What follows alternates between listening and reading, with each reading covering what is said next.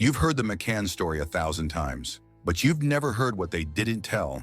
Imagine an old, polished, gleaming safe. It sits in the center of a dark room. The camera slowly circles around it. You can barely hear anything, just the muffled sound of cold metal being pushed from within. The safe's lock isn't fully closed. There's a small crack, just enough to let a sliver of light escape. For years, the case was told like a finished script.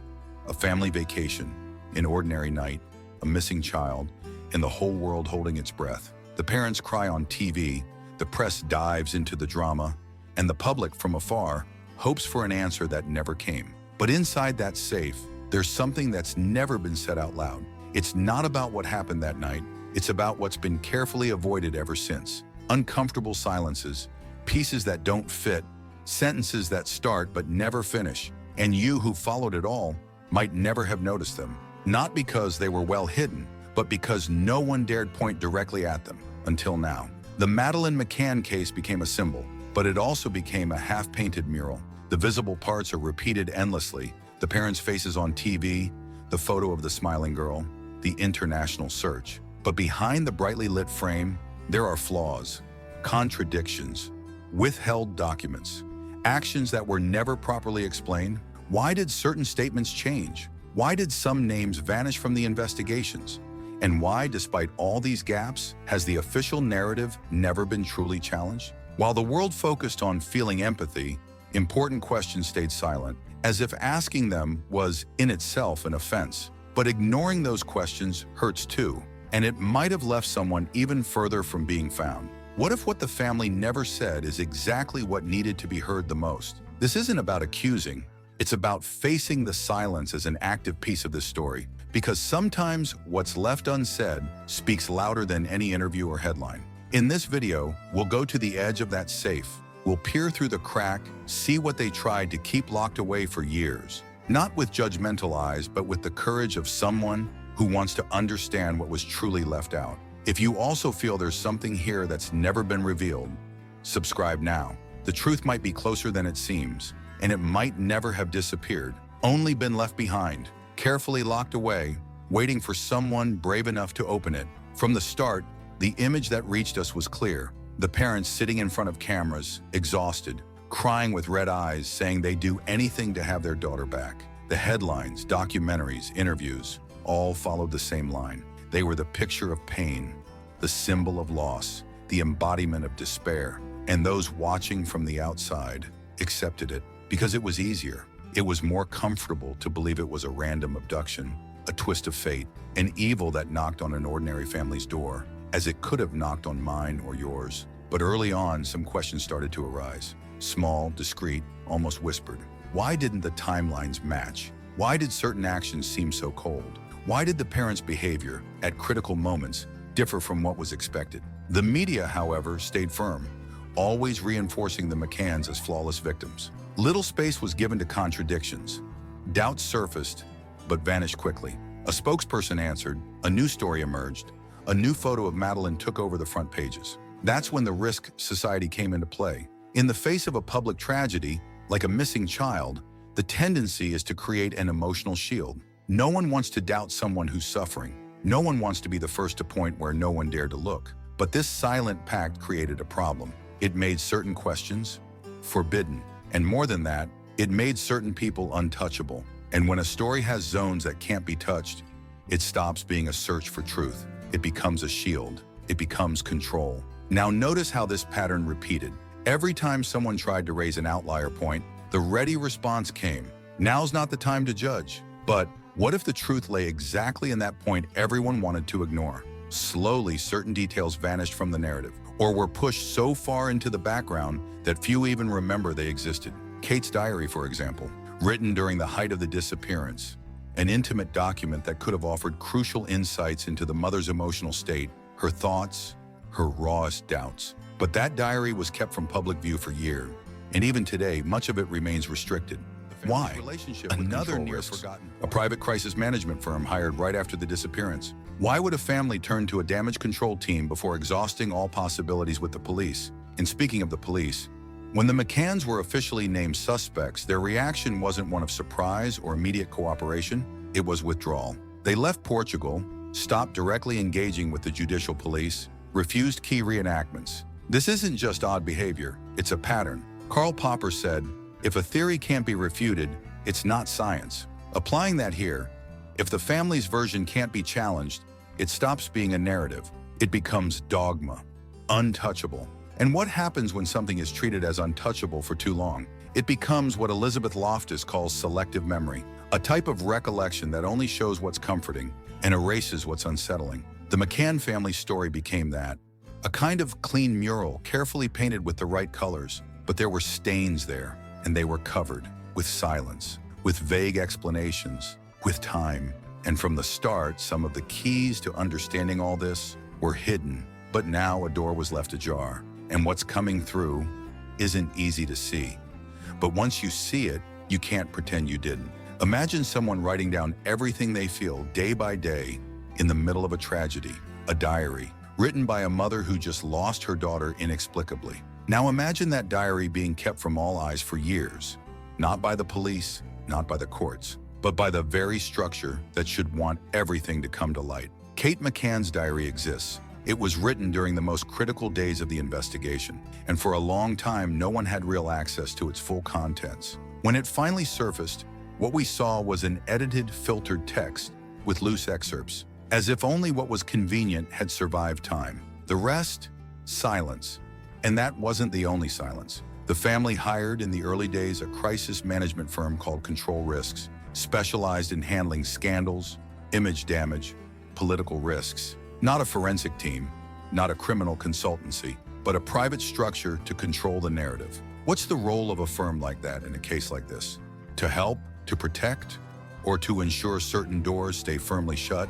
The judicial police reached a point where they started asking uncomfortable questions. And that's when the McCanns hurriedly returned to the UK. They cut cooperation, stopped participating in reenactments, all under the claim that they'd already suffered too much. But the truth doesn't stop when it hurts, and justice can't stop because it's uncomfortable. René Descartes said, "Accept as true only what can be clearly proven." But from the start, this case seems to have worked in the opposite direction. Every time a lead pointed somewhere uncomfortable, it vanished. Every time evidence threatened the narrative, it was dismissed as insensitive. And what was meant to be a search for truth became a containment operation. Now think with me. If what's been shown all this time was only part of the story, what was left out? An official Portuguese police document describes the family's resistance to accepting hypotheses that didn't involve an abduction.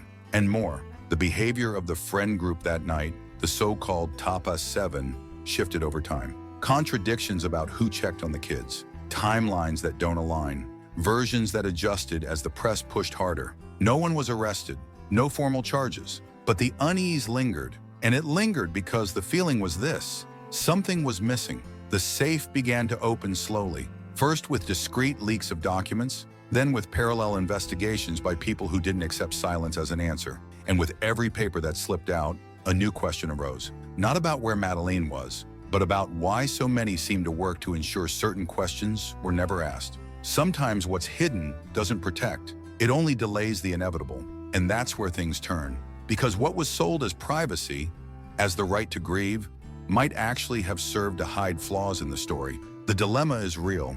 Where does a family's right to mourn in peace end when there's a missing child and a world trying to understand what happened? When we look at the case again, without the 2007 filters, without the initial outpouring, without the emotional headlines, the story changes.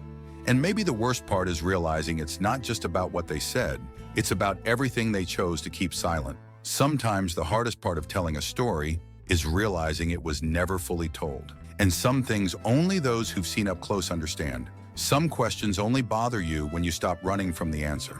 The truth doesn't always arrive with a bang. Like a crumpled paper that fell from a half-open safe. And now that you've seen it, how do you pretend you didn't? The safe is no longer locked, not because someone brought a key, but because the papers started slipping out on their own. Some flew out like loose pages, reports that resurfaced, forgotten statements that reappeared in recordings, rushed decisions that, when looked at calmly, make too much noise. It feels like opening an old drawer and finding a letter that was never sent. The handwriting is familiar, the content's confusing. It doesn't answer everything, but it makes one thing clear.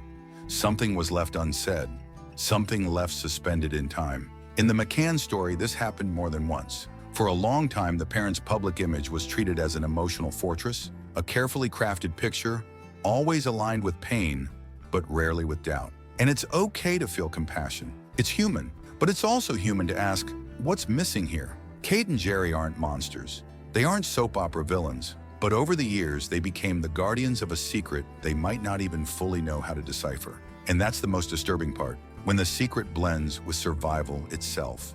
When hiding becomes a way to keep standing. With every interview, every public appearance, it was as if they were fighting an invisible force, trying to keep the narrative aligned, like someone holding a crooked picture on a slanted wall. But the problem is, a misaligned picture eventually falls. And what breaks isn't just the frame, it's the entire image. The Madeline case always had loose elements, contradictions that didn't fit, but the silence around them created a kind of pact. No one said it, no one demanded it, and everything went on as if it were resolved, even though it wasn't. This is where the weight of time comes in, because time, contrary to what they say, doesn't heal everything. Sometimes it just covers things in dust. And when that dust is blown away, what's revealed underneath is what was always there. An example? The case of Anna Anderson. For decades, she claimed to be Anastasia Romanov, the daughter of the Russian imperial family. And for decades, the world wanted to believe. It was prettier, easier, but the truth came much later, and it dismantled everything. Because the truth has a cruel detail, it waits, but it doesn't disappear. In the MCCANN case, what was hidden for so long wasn't just information. It was doubt. It was what could have been said and wasn't. What could have been redone and was ignored. What could have been investigated with courage and was set aside out of fear, influence, or sheer exhaustion. And now that the safe is wide open, we can't say we didn't know. The question is no longer who's right, but why was this never discussed clearly? It's not about accusing, it's about recognizing that the truth isn't a threat to the parents. The truth is what's missing for Madeline. If justice is for anyone, let it be for her. Not to protect reputations, not to uphold contracts, but to bring peace to a story that never truly had an end. Some will still choose not to look because it's more comfortable that way. But those who made it this far feel, in one way or another, that there's something that needs to be faced. And maybe at this moment, that's what matters most. Admitting that the truth only has power when someone has the courage not to look away. And look, I don't know what you're feeling right now, but for me, writing this was like pushing open a door that resisted for a long time. It creaks, it's heavy, but it opens. Because a secret only has power as long as no one dares to face it head on. And when we do, it starts to lose its strength. Some silences seem eternal, but in truth, they're just waiting for someone brave enough to hear what comes next. Throughout this video, we walk through pauses that were never explained, through interrupted sentences, averted glances, pages torn from what could have been a fully told story. The point was never to point fingers. It was to make space for what was always avoided, because while the official version of the story was repeated loudly, what was missing was suffocated in the background, where no one wanted to touch. This video doesn't accuse, it invites you to look, truly, because some questions don't go away just because no one answered, and some truths, even without proof, still scream. And maybe now, they're no longer alone, because when someone chooses not to forget, the silence loses its power. And in the end, the truth might try to hide, but it never disappears. If this story left you with the sense that there's something important here, something that needs to be said, even if it's uncomfortable, then leave your mark. There are moments when we hear something and know deep down that we can't keep going. This is the moment to be part of it. Contributing with a super chat here isn't just supporting a channel. It's like turning the key to a safe that's been locked for too long. It's a way of saying, I was here and I saw, of saying that these stories need to keep being told, even when they unsettle, even when they stir us. Because those who support here aren't just watching, they're saying they care, that they understand the weight of a silence that's lasted too long. If you believe opening this safe was necessary, then this is the time to show you're with us, truly. And if this video touched you in some way, write it down too. It doesn't need to be much. It can be just a sentence or just this. I don't accept that this story stays locked away. I'll read it, word for word, because some things we only understand when we finally have the courage to listen.